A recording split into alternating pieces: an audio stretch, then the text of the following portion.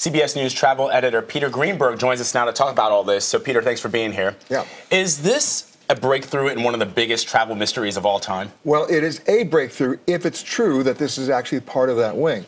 Once they determine that, and they can determine that very, very quickly because every part on a plane, just like every moving part you have in your car, has a number, which not only dates back to the manufacturer, it directly leads back to the actual aircraft on that assembly line.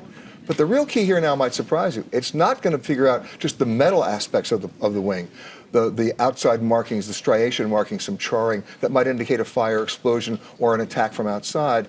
It's going to be the marine growth. They are going to look at that marine growth very carefully. The barnacles may tell the story.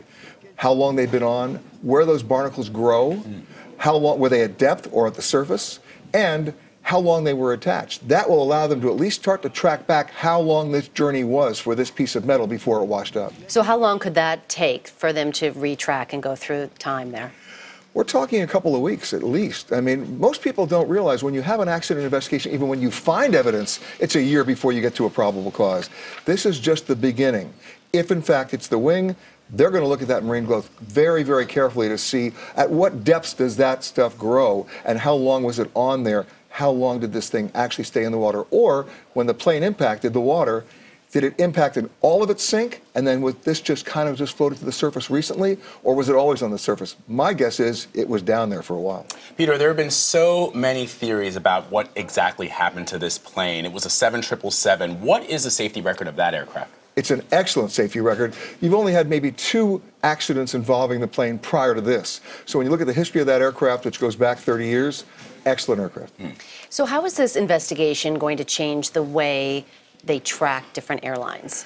Well, that work has already started. You know, there are so many dead zones in the world right now where planes are flying without any contact whatsoever.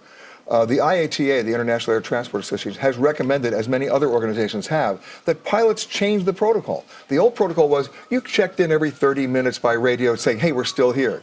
That doesn't work very often because if your instrumentation is off, you can call in and say we're here when you're not there.